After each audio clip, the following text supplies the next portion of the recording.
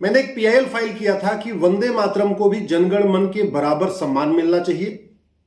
जिस तरीके से जनगण मन की एक म्यूजिक फिक्स है, उसी तरीके से वंदे मातरम की एक फिक्स म्यूजिक होनी चाहिए।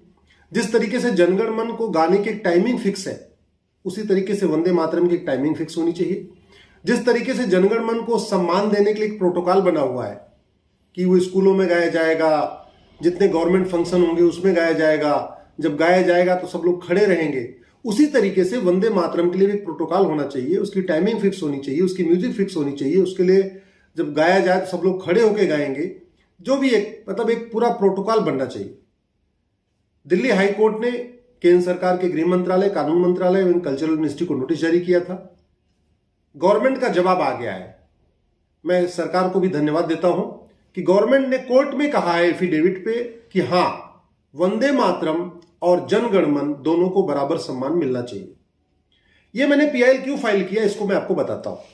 मेरे हाथ में यह संविधान सभा की डिबेट है। संविधान तो पतला सा है, लेकिन संविधान सभा की डिबेट बहुत लंबी चली है और आपको मैं एक वॉल्यूम दिखा रहा हूं, ऐसे 5 वॉल्यूम है। जो संविधान सभा की डिबेट में क्या क्या हुआ था, उस पर चर्चा हुई थी, वो पूरा रिकॉर्ड है इसमें। तो संविधान सभा की डिबेट में 24 जनवरी 1950, याद रखिए 26 जनवरी को रिपब्लिक डे हम लोग मनाते हैं।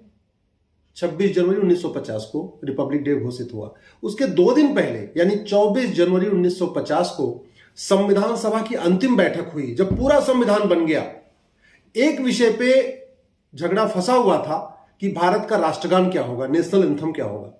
ज्यादातर लोगों का यह कहना था कि भारत का राष्ट्रगान वंदे मातरम होगा, जनगण मन नहीं, वंदे मातरम। और वो क्यों होगा, वो जो संविधान सभा में जो दलीलें दी गई वो मैं आपको बताता हूं। संविधान सभा में कहा गया कि 1857 की जो क्रांति हुई, जिसको मंगल पांडे जी ने शुरू किया था, उसी समय ईस्ट में और साउथ में एक सन्यासी विद्रोह भी हुआ था। जैसे मंगल पांडे जी का विद्रोह 1857 में हुआ था, ठीक उसी समय सन्यासियों ने विद्रोह किया था बंगाल की एरिया में और बिहार में, बंगाल में, झारखंड में, उस एरिया में। उसको सन्यासी विद्रोह भी कहते हैं। तो जब सन्यासी विद्रोह उधर पूरब में हुआ, मंगल पांडे जी ने यूपी में विद्रोह किया, उस समय अंग्रेजों ने एक नेशनल एंथम बनाया। उसका नाम उन्होंने रखा था God save the queen, God save the queen. इसको लेके और विद्रोह बढ़ गया कि बोले गॉड सेव द क्वीन, ये भारत का कैसे हो सकता है नेशनल एंथम, ये राष्ट्रगान कैसे हो सकता है, ये हम लोग तो इसको नहीं गाएंगे गॉड सेव द क्वीन। उसी समय बंकिम चंद्र चटर्जी जी ने तुरंत हिंदी और संस्कृत को मिक्स करके ये वंदे मातरम कंपोज किया, वंदे मातरम लिखा उन्होंने। और वंदे मातरम पूरा का पूरा जो विद्रोह का मूवमेंट शुरू हुआ अंग्रेजों के खिलाफ, वो 2 चीजें फिक्स थी। जितनी भी सभाएं होती, जितनी बैठक होती, उसमें 2 चीज होता था, वंदे मातरम, भारत माता की जय। तो वंदे मातरम एक तरीके से भारत जो हमारा जन्मभूमि है उसको प्रणाम करना है। वंदे मातरम का मतलब मैं अपनी जन्मभूमि को प्रणाम करता हूं, मैं अपनी जन्मभूमि को नमन करता हूं, मैं अपनी जन्मभूमि की पूजा करता हूं, ये मतलब वंदे मातरम का है। तो जितना आजादी का मूवमेंट हुआ था वो वंदे मातरम, भारत माता की जय से हुआ था। एक समय ऐसा आया था अंग्रेजों ने वंदे मातरम और भारत माता की जय शब्दों को बैन कर दिया था, बोला था इसको पब्लिकली कोई बोलेगा ही नहीं। बंकिम चंद्र चटर्जी ने जब ये कविता लिखी, उसके बाद जितने कांग्रेस के सेशन हुए थे, हर 5 साल के बाद कांग्रेस की एक मीटिंग होती थी। उस मीटिंग में जो सबसे पहले मीटिंग की शुरुआत होती थी वंदे मातरम से होती थी। 1896 में 1896 में जो कांग्रेस का सेशन हुआ था, उसमें रविन्द्रनाथ टैगोर जी ने वंदे मातरम गाया था। 1901 में यानी 5 साल के बाद जो अगला कांग्रेस का सेशन हुआ, सेकंड जो कांग्रेस का बैठक हुई थी 5 साल के बाद, उसमें दक्षिणाचरण सेन जी ने वंदे मातरम गाया। फिर 1905 में जो कांग्रेस का सेशन हुआ, उसमें सरला देवी जी ने गाया था। इसी तरीके से 1905 में एक फिल्म बनाई गई थी, उसमें जो फिल्म का जो द एंड हुआ था, उसमें वंदे मातरम गाया गया था। लाला लाजपत राय ने एक जर्नल शुरू किया था, वंदे मातरम उसका नाम था।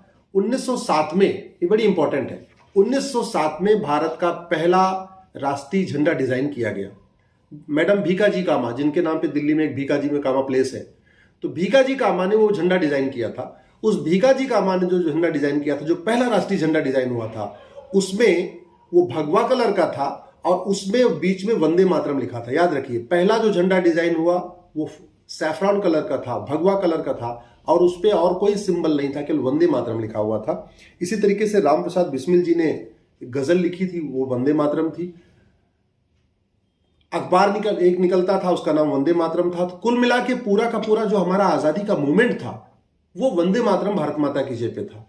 लेकिन जब 24 जनवरी को जब यहां बैठक शुरू हुई तो वहां पे कुछ तथाकथित हमारे संविधान सभा में शामिल लोगों ने, मैं तो उनको कहता हूं, उनको स्टॉकहोम सिंड्रोम था।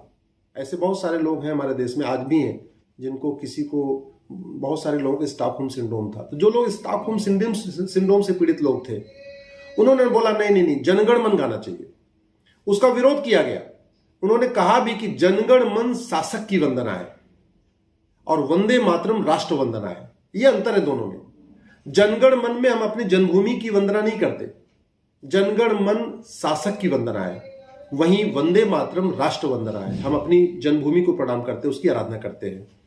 तो जब डिस्प्यूट बढ़ा और डॉक्टर राजेंद्र प्रसाद जी थे संविधान सभा के जो अध्यक्ष थे, उस दिन वो प्रिसाइड कर रहे थे, तो उन्होंने एक बीच का रास्ता निकाला।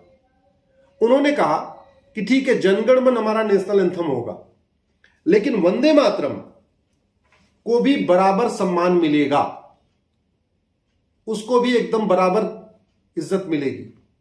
लेकिन जब बाद में कानून बना नेशनल ऑनर एक्ट, उसमें जनगण मन को तो शामिल किया, वंदे मातरम को छोड़ दिया। तो इसका नतीजा यह हुआ, फिल्म वाले वंदे मातरम को अलग तरीके से गा रहे हैं, कॉमेडियन वंदे मातरम को अलग तरीके से गाते हैं, पॉलिटिकल पार्टियां उसको अलग तरीके से वंदे मातरम को यूज करती हैं, अलग तरीके से उसको बोलती हैं। कोई प्रोटोकॉल बना ही नहीं।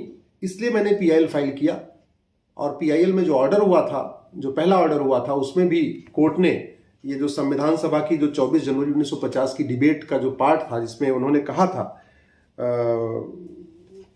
डॉक्टर राजेंद्र प्रसाद ने स्टेटमेंट जो दिया था, there is one matter which has been pending for discussion, namely the question of the national anthem. At one time it was thought that the matter might be brought up before the house and decision taken by the house by way of resolution. उन्होंने कहा कि एक मामला pending रह गया है कि हमारे देश का नेशनल एंथम क्या होगा, राष्ट्रगान क्या होगा। पहले ये हुआ था कि इस पे चर्चा हो, इस पे बहस हो, इस पे वोटिंग हो, लेकिन अब हमें लगता है कि नहीं, हम इस पे स्टेटमेंट दे देंगे। और वो स्टेटमेंट उन्होंने दिया कि Jana Gana Mana is the national anthem of India subject to such condition, but the song Vande Mataram, which has played a historic part in the struggle for Indian freedom, shall be honored equally with Jangan Man and shall have equal status with it. ये उन्होंने कहा कि भाई, उन्होंने जनगण मन के बारे में तो बहुत ज़्यादा नहीं बोला, लेकिन वंदे मातरम के लिए बोला कि ये बहुत हिस्टोरिक रोल इसने प्ले किया है हमारे फ्रीडम स्ट्रगल में, इसलिए इसको बराबर का सम्मान मिलेगा। अनफॉर्चुनेटली वंदे मातरम के लिए कोई प्रोटोकॉल नहीं बना, कोई फिक्स म्यूजिक नहीं हुई, कोई उसका कैसे उसको गाया जाएगा, कब कब गाया जाएगा, स्कूलों में गाया जाएगा, पब्लिक मीटिंग्स में गाया जाएगा, गवर्नमेंट के फंक्शंस में गाया जाएगा, कोई प्रोटोकॉल नहीं बना। हाँ, पार्लियामेंट में होता है वंदे मातरम एक बार, लेकिन बहुत सारी विधानसभा में नहीं हो रहा है। तो इसलिए मैंने पीआईएल फाइल किया था कि सभी स्कूलों में वंदे मातरम अनिवार्य किया जाए। जितने गवर्नमेंट के फंक्शन होते हैं, जितने पार्लियामेंट की बैठक होती है, लोकसभा, राज्यसभा की, विधानसभा में, उसमें वंदे मातरम अनिवार्य किया जाए।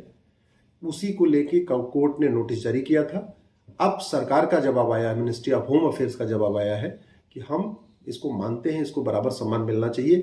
अब एक बात रह गई है, अब इसको शामिल कर लिया जाए। जैसे नेशनल ऑनर एक्ट है, उस नेशनल ऑनर एक्ट में जनगण मन के लिए एक बना हुआ है, प्रोटोकॉल बना हुआ है, उसी तरीके से वंदे मातरम के लिए प्रोटोकॉल बनना चाहिए। सभी स्कूलों में अनिवार्य होना चाहिए, सभी पब्लिक ऑफिसेज में अनिवार्य होना चाहिए। जितनी भी पब्लिक मीटिंग हो, चाहे वो डीएम की बैठक हो, चाहे वो कलेक्टर की हो, चाहे वो मंत्री की बैठक हो, जिसकी भी बैठक हो, उस बैठक से पहले वंदे मातरम होना चाहिए। विधानसभा, लोकसभा में भी होना चाहिए। और वंदे मातरम का प्रचार प्रसार सभी भाषाओं में हो, सभी क्षेत्र में हो, ये मैं आशा करता हूं कि केंद्र सरकार इसके लिए तुरंत नोटिफाई करेगा, और केंद्र सरकार नहीं नोटिफाई करेगा तो कोर्ट इस पे जरूर कुछ न कुछ एक्शन पास करेगा। जय हिंद, जय भारत।